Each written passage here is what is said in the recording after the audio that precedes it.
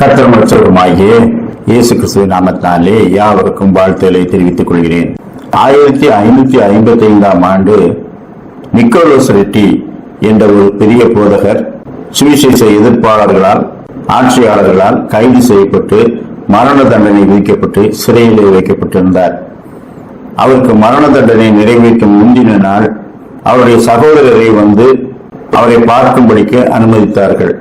அவருடைய சகோதரர் மிகுந்த துக்கத்தோடு சிறையில் இருக்கும் அவரிடத்திலே, திருச்சபையாக நாங்கள் எல்லாம் உங்களுக்காக ஜெபிக்கின்றோம், நானும் ஜெபிக்கின்றேன், நாளை காலையிலே உங்களுக்கு மரண தண்டனை நிறைவேற்றப் போகிறபடியால் நான் இன்று இரவு முழுவதும் சிறைச்சாலை வாசலிலே இருந்து உங்களுக்காக ஜெபிக்கவா என்று கேட்டார்.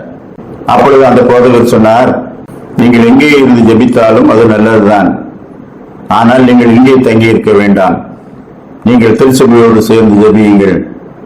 நான் இன்று இரவு ஜெபித்து விட்டு தூங்கப் போகிறேன். ஏனென்றால் என்னோடு ஒருவர் இருக்கிறார், நாளை காலை அவரோடு நான் இருப்பேன். இந்த உலகத்திலே முடிவு பரியந்தம் அவர் என்னோடு இருக்கிறார். எனவே நான் எதை குறித்தும் கவலைப்படாமல் வழக்கம் போல இரவு ஜெபித்து விட்டு இன்று தூங்கப் போகிறேன். காலையிலே மரண தண்டனை நிறைவேறும் போது நான் கர்த்தரோடு இருப்பேன். இவ்வளவுதான். அதற்காக நீங்கள் யாரும் துக்கப்பட வேண்டாம். நீதியின் கிரீடம் எனக்காக வைக்கப்பட்டிருக்கிறது என்ற நம்பிக்கையோடு நான் இருக்கிறேன். கடைசி வரை அந்த நம்பிக்கையோடு நான் மறிப்பேன் என்று சொன்னார். நாம் இரத்த சாட்சிகளின் மரணத்திலே கர்த்தர் அவர்களோடு இருந்தார். என்றென்றைக்கும் அவரோடு நாங்கள் இருப்போம் என்ற நம்பிக்கையினாலே அவர்கள் மரணத்தை எளிதாக கடந்து சென்றார்கள். என்னை விசுவாசிக்கிறவன் மரித்தாலும் பிழைப்பான் என்று தேவகுமாரன் சொன்ன அந்த வார்த்தை அவர்களுக்கும் நமக்கும் சொல்லப்பட்டிருக்கிறது.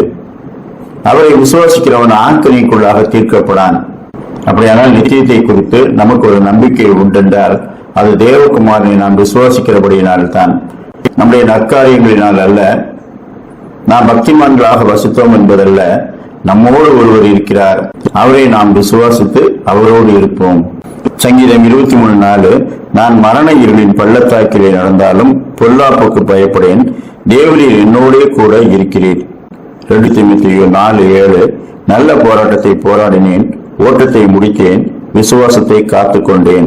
வெளிப்படுத்திய விசுவாசம் 20:6, முதலாம் உயிர்த்தெழுதலுக்கு பங்குள்ளவன் பாக்கியவானும் பரிசுத்தவானுமாயிருக்கிறான், இவர்கள் மேல் இரண்டாம் மரணத்திற்கு அதிகாரம் இல்லை. நம்முடைய சரீர மரணம் ஒரு ஆவிக்குரிய உயிர்த்தெழுதல், அதற்கு பங்குள்ளவர்கள் பாக்கியவான்கள். நித்திய மரணமாகிய இரண்டாம் மரணத்தை அவர்கள் ருசி பார்ப்பதில்லை. நான் என்றென்றைக்கும் வாழும் தேவகுமாரனோடு நாம் இருப்போம் என்ற நம்பிக்கையோடு உலகத்திலே வாழுவோம், அவரை பற்றி கொண்டிருப்போம். கர்த்தர் தாமே அப்படிப்பட்ட நல்ல சிந்தனைகளை இந்த நாளிலும் நமக்கு தந்தருள்வாராக. ஆமேன்.